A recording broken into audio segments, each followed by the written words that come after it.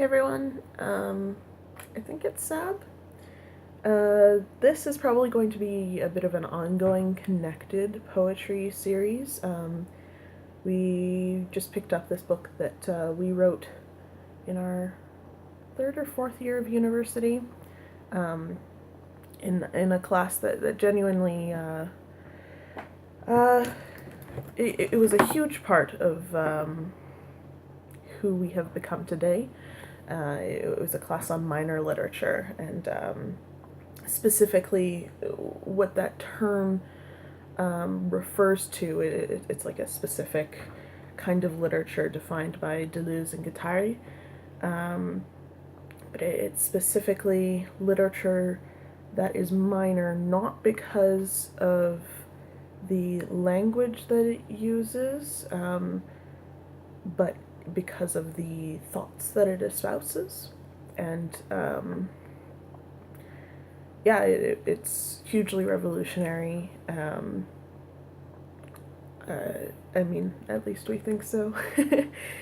And so in this class, one of the reasons it was one of our favorite classes in the entirety of our university career, which by the way, we dropped out and never completed that degree and are pretty strongly on the no, don't think I'm ever going back there, because it was really awful for us for a lot of reasons. But we did have a couple profs and classes that were pretty fundamental to us becoming who we are today.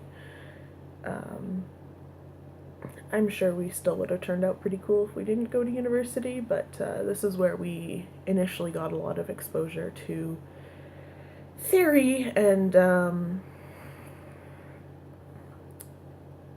really in terms of theory of people criticizing art based on how it impacts real people in the real world.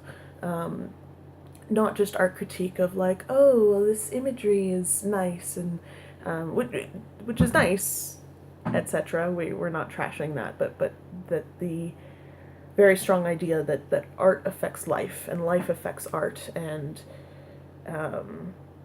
learning about a lot of different marginalized perspectives on that was just hugely formational for us. So this minor literature class actually came after a lot of other theory classes, so we already had a pretty solid grounding in a lot of theories.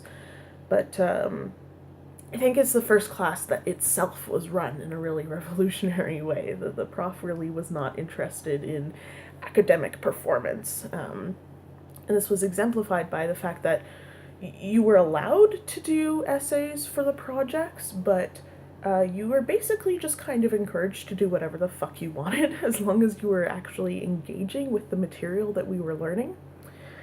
So our first minor project, we wrote a series of poems in response to Kafka's Metamorphosis, which is one of the works that we studied and is a really foundational work for minor literature.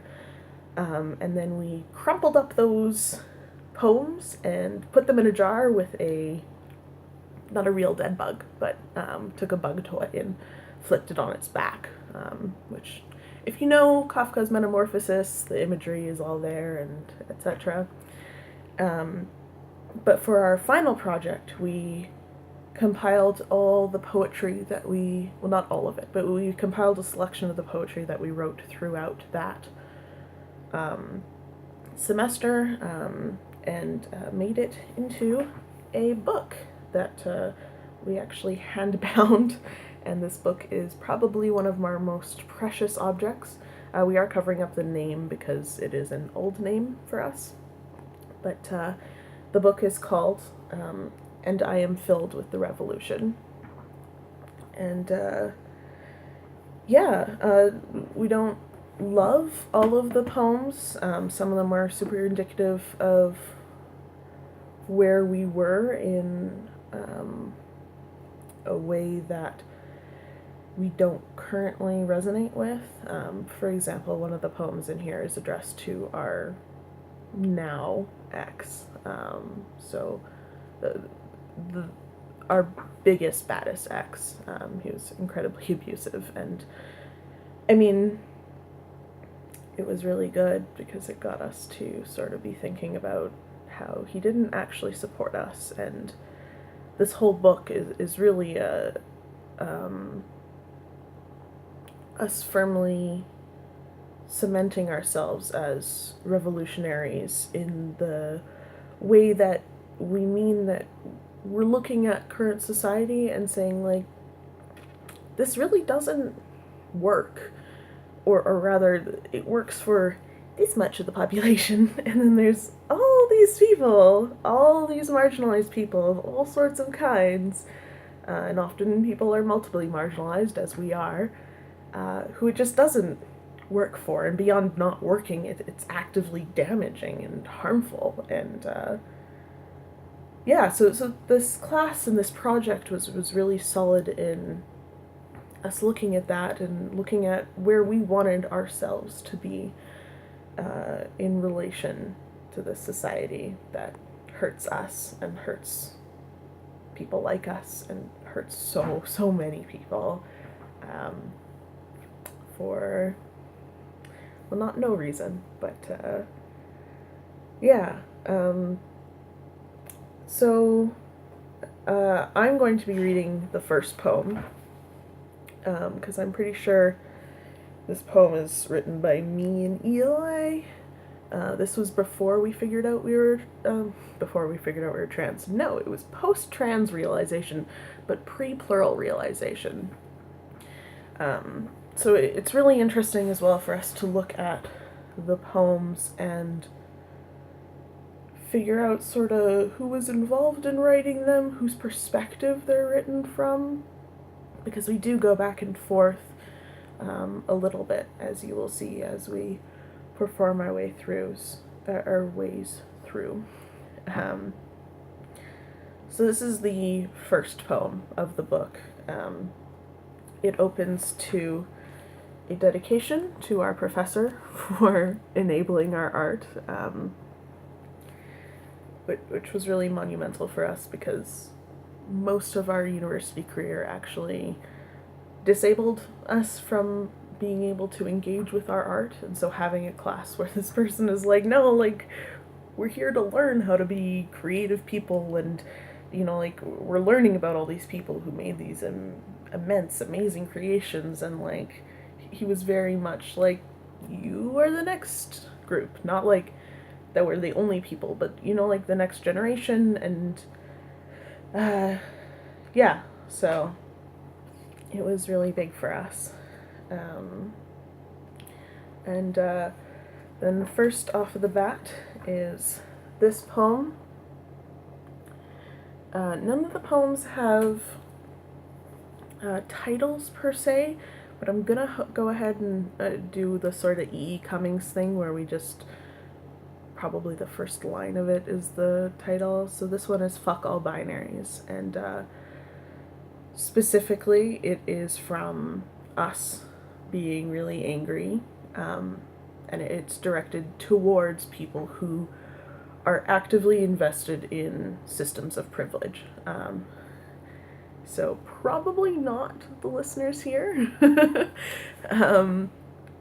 but yeah, that's who this poem is speaking to.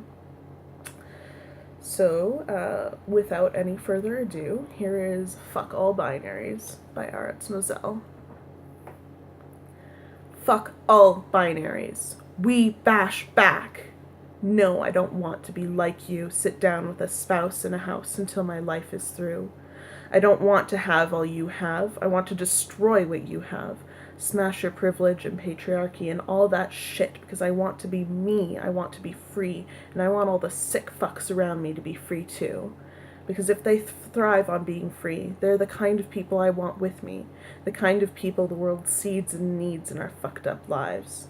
And if they flounder and die, why the fuck should I be sad about how they can't survive without their flotation divide of privilege? Because fuck your judgment and fuck your lives. Fuck your ideals and fuck your lies. Fuck your society and its ties. I want out, not in, and while you may make me cry, you will not make me disappear. I will fight and bleed and die for me and everyone else who needs to be free, and you will make me haunt you in all your dreams, and I will not disappear. So that's a little beginning taste of And I Am Filled with the Revolution. I'm really looking forward to doing most of the poems in the book.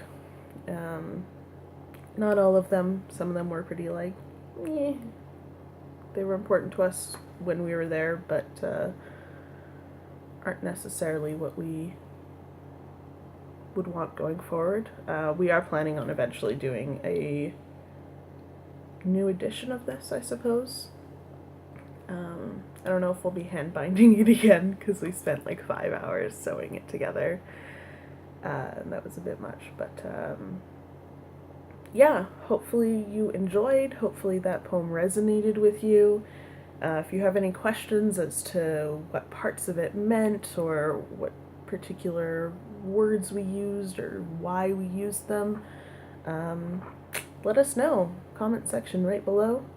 And hopefully you liked it, which I think the like button's over here.